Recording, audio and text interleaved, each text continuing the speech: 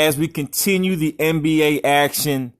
It's been a great first 3 days of the NBA. Wednesday, Thursday, Friday, now it's Saturday, and I still got time to do these team reviews because it's too early for you really to make an assumption on what we'll see, even though it's a social media era, and you know how it is. First game, everyone thinks, oh, I know where they're headed. That's not the game. It's 82 games. It's a long season. We got to figure out what's going on with the South Beach team. Miami Heat, All Forks Sports, Jimmy Butler. Yeah, that was the addition this summer. That was the huge addition. Let's just get into it. Butler was out smoking Cubans, having fun, showing Miami, this is my town. This is my house. They went out and got some draft picks. We'll get into that. But let's, again, get into the X's as usual. Who are the guys or who are either all-stars? Because every team should have one or two of these. And if you're going for a championship, I expect to see at least three guys for your X-Men, your mutants. And Jimmy Butler is the number one mutant, as I mentioned, from the Philadelphia 76ers, who came from Minnesota. Jimmy's had a roundabout career, I'll call it that. A couple of issues. You know, he kicked off his career in Chicago, was a superstar there. And then he got the contract with Minnesota because Minnesota traded to Minnesota because they wanted to win a championship. And then he was moved again. A big move to Philadelphia where he was added to take them to a championship. But now he's no longer going to a team that kind of has another number one mutant. OK, he is now the big X-Man on the Miami Heat. And with that brings a lot of heat for Butler, but does he have help? So let's get into it. There's a couple other players that we kind of slip on. We sleep on them because we don't see much of them on TV. Miami Heat, they were borderline playoff teams. If I go down, the next X-Man to me, and I know you guys are going to go, what the hell are you talking about? He hasn't had a good season in a long time. They are playing well. They were playing well in the preseason. It's Goran Dragic, okay? I'm sorry to say this. He has the most experience. He was brought in with a big contract. Goran Dragic is going to have to be the second X-Men of this team, even though there's another player I'm going to get into who is really, really lighting it up. Actually, two on this team, two surprises. Goran Dragic's going to have to be the second leading scorer on this team or somebody else. I can't give the rookies the props yet. Or the G League come up first, right? They got to give me some time to work them in and say they're legit. But Goran Dragic has to be that guy. If you look at his stat line, we step back a little bit, right? When we look at Gordon, again, he has a long tumultuous career as well. If you look at his stat line, right, and we go into the seasons, I wanted to just take it back. He was horrible in 18, but only played 22 games. You can see his big years were with Phoenix. That's when he got the big contract in 2013. And ever since then, he's only been able to repeat that performance in the 16-17 years with the Miami Heat. Again, this is a guy who can score over 1,000 points for you on a team. That's huge. That's something that you need, and he's going to have to step up. He's going to have to reach back and try to get in that zone. One game played had 19 points. So, again, he's probably headed back towards those type of numbers if he remains healthy for the year. Moving on, who is the third X-Man on this team? This is where we stop. I don't think there's a third X-Men on the freaking Miami Heat. I'm sorry to say that. And I don't know if they need that. Now, they do have some borderline MIP, 6 Men of the Year type of players. The guy that's been lighting it up in the summertime. Lighting it up. Okay, two guys.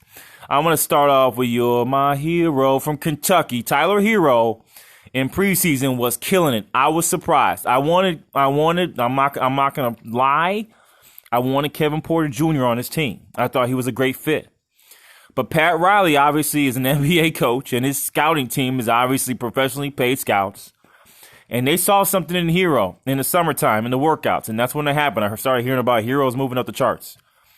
Hero's a bona fide scorer in the mode of Rex Chapman, and I hate to do race comparisons because he's white. He reminds me of Rex Chapman a lot. Okay, athletic, can shoot the three, great performer, loves the spotlight. He could potentially be the third X-Men on this team.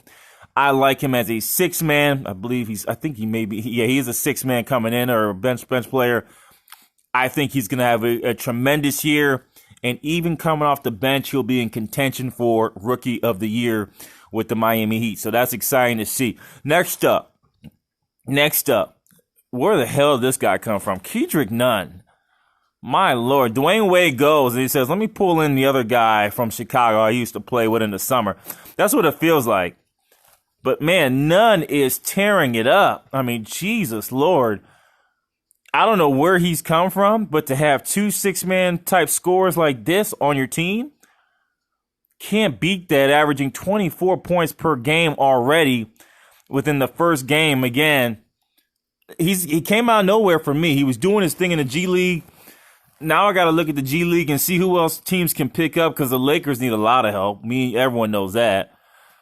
So we got something cooking here with Kendrick Nunn, two great bench players now that may be able to pay dividends. I don't know if they need that many guards, so that's another talking point here. I think they're too guard heavy at this time. And then they have a sloth of long players, okay? They drafted KZ Okpala, who I think may not see too many minutes, but if he had the minutes, I think he would pay dividends. But they got Duncan Robinson, okay? Chris Silva's a defensive guy. I'm not going to get into our guy yet. I know you're looking at Mr. Doogie. And Derrick Jones Jr., all right? They got these long players just waiting, defensive-minded, can shoot the 3-and-D, can get the rebounds. That's automatic. These 3-and-D players, they have a lot of that. They got about 4, so they can move around positions. Now I'm going to get into X factors. And I want to talk about Bam Adebayo. They made a lot of moves for this kid. Hassan Whiteside was gone, traded to the Portland Trailblazers.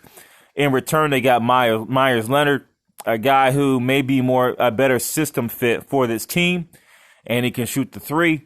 Bam Adebayo is going to be one of the more improved players this year. He was, again, 6'9", but don't look at that. He's very long, 7-foot-something wingspan. I love him. I think this is a great pickup for them. He can give you, I think 12 and 8 at best. Let me see what he's going. I don't think there's enough balls around for him to give you a crazy number. Okay, 14 and 11. If he can continue to produce that, I was saying 12 and 8 for the season. That's good enough, and that's all they need at that position. Okay, so you add in a 25-point scorer in Jimmy Butler. Goran Dragic should give you around 17, 18, Bam, 12. Okay, you're getting to that 90 mark. 90, 92 is where superstars, a super starting team would have their team. Now, there's a guy that no one's talking about. I'm trying to figure out where he's at, but he was an exciting player, and they gave him a nice contract, but it's just not playing this season.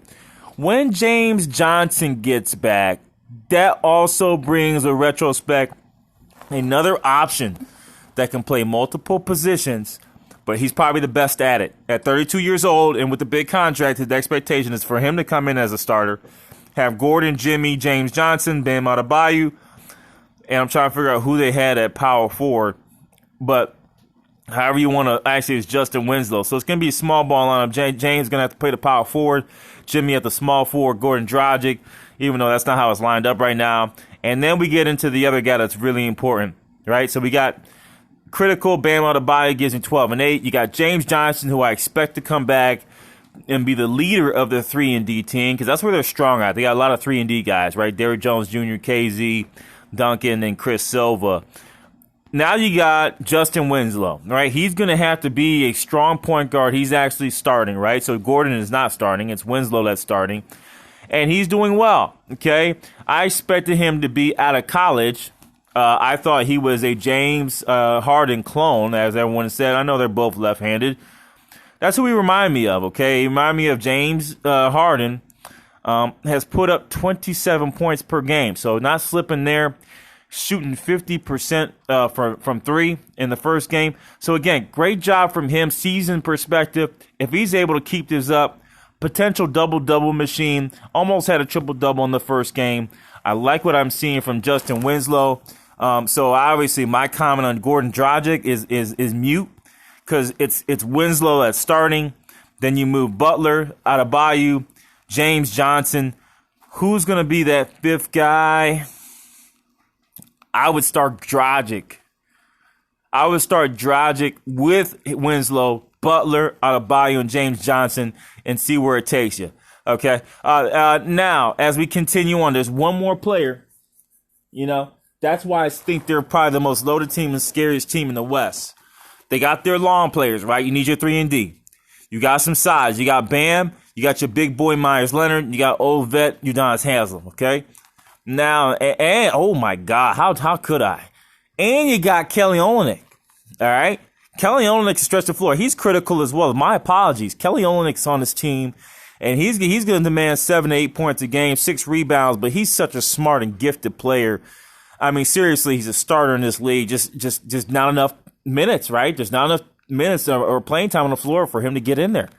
But he's an amazing player. He's going to give you 8 and 6, and he can stretch the floor.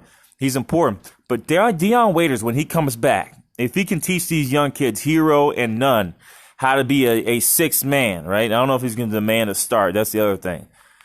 Dion Waiters is going to have to come in and be the Lewis Williams of this team, okay? Right now, it looks like Hero and Nunn can be that. But imagine having those three on the floor, small ball, shooting your lights out. I mean, going hell balls of fire, right? It's like the New England Patriots when they signed Antonio Brown. I was like, Jesus Christ, you got them three. You got Edelman, freaking Brown, and more, and Josh Morgan. That's the wrong name, but Josh, what's his name? Josh's name from the came over from the Browns. You got those three on the same freaking team. I mean, scary.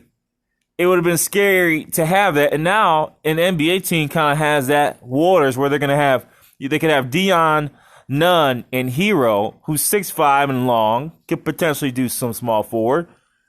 Those three in a game together, looking to score. This is a dangerous team. The one thing I would say, I would like them to upgrade a little bit more. If they can upgrade, I mean, I think Myers Leonard is good enough. But I want to see one more athlete on this team. Okay, looks like Nunn is that. It looks like Chris Silva may be that as well. Just one more athlete, just one guy. Throw him in the G League just in case. Right, as you get to the more athletic teams, another big 6'10", 6'9" with long arms. I think that would be the prototypical lineup. But Jimmy has now, on paper it doesn't look good because you don't know these guys. But if you look at it, has one of the best teams in the East. They're loaded from top to bottom. They have all these different multi-use players that can play multiple positions. I got the Heat making the playoffs, and I got them as a top 4 team in the East. You heard it here first, Off Work Sports, talking about the Miami Heat. They're scary. I went through why. So many pieces, very nice pieces, some borderline all-stars, right? Great assortment of 6-man bench players. The probably strongest in the league. Like to see what I see. If they're healthy, be amazing time to be a Heat fan. Off Work signing off. Number 4 team in the East, Miami. I'm out. Peace.